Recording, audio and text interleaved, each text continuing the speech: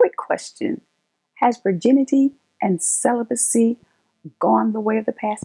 Is it a thing of the past, even in the Christian church? Stay tuned because in today's video, I'm going to be talking about the top 3 things that no one tells you about saving yourself for marriage. So if this sounds like something that piques your interest, I want you to invite all your single friends to this conversation. Let's talk about it.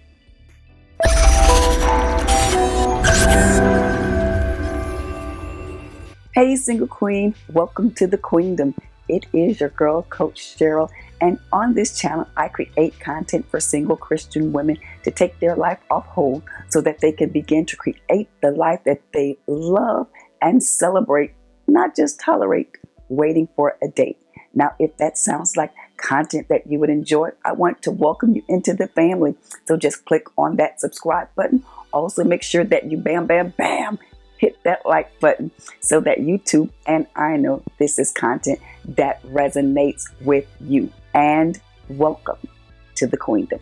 Also, I've written a book that fits so well into the topic that we're discussing today, and it's called Becoming Engaged, Finding the Courage to Be Me.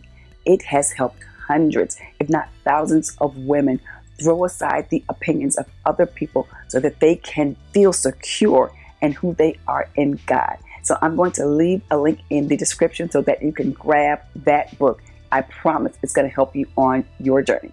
So let's dive into this topic. The 3 things that no one tells you about saving yourself for marriage. And so the number one thing I don't think people are talking about is that the tides really have turned when you talk about sexual purity.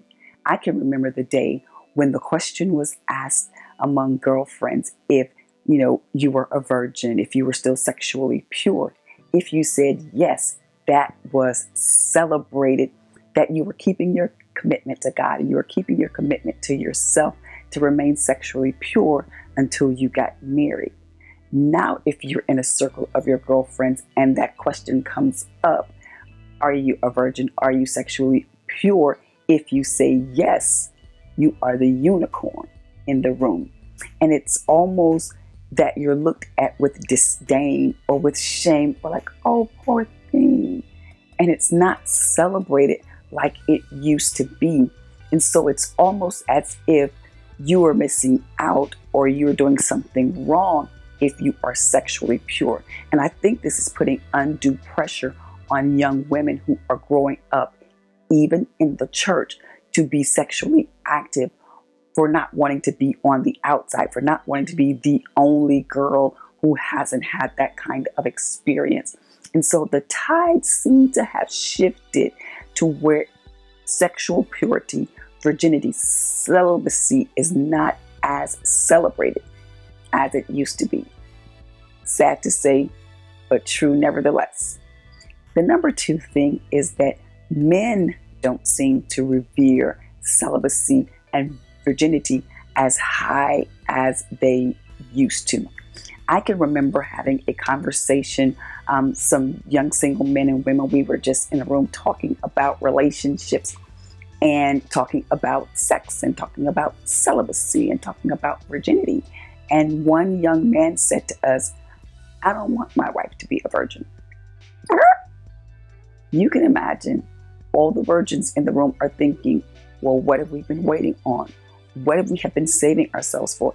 And now this was a Christian man, born and raised in the household of pastors, that said this. And so we're thinking, and some of us girls even talked about it afterwards, if men in the church don't want a virgin, then what to do? Where are we? If we are trying to live up to God's standard and holding up virginity and holding up our celibacy before God and for ourselves and as a present to our husbands, and he don't want it, where does that leave us? So if men, especially men in the church, men that are Christians, who we are told to be equally yoked with, do not want a woman who is a virgin or who practices celibacy, where does that leave your women who are virgins? So that's something else no one is talking about. And so now we've talked about those. Let's round it out with the third thing that nobody is talking about. And that is, it may take you longer to find a man who has the grace to be with someone that is a virgin, who has the ability to look beyond immediate gratification or satisfaction to be with someone, to cultivate that. And so it may take a little bit longer, and that is something that you may have to deal with, or it could be quick. Who knows? As a 52-year-old single virgin, never been married, that's probably why I'm still living. Doesn't that make sense? But anyway, it may take a little longer, but I don't want you to get weary in doing well, because you will reap in due season if you faint not. So the question of the day is, how do you think the church handles the topic of sex, virginity, celibacy in the Christian community, other than just saying don't have sex before marriage? How do you think that we are scoring in that, and what ways could we do better? Let me know how you feel about that in the comments. I'd really like to hear your comments about that, because while sex is a beautiful thing that is meant for the covenant of marriage, it is not the be all and end all of marriage. And if you haven't cultivated a wonderful, happy single life before marriage, then, and all you're looking for the covenant of marriage is sex, I think you might be disappointed. I also created a video with tips to be happy and satisfied as a single person, so that you aren't so desperate to get married that you make missteps and you choose wrong. So be sure to check that out at the end of the video. Also, if you haven't already subscribed to this channel, I would invite you to do that. So go ahead, click that subscribe button. Also, click the like and share with all of your friends. We're having great conversation, great community, and we would love to welcome you into the queendom. And in parting, I always say, be present, active in your life.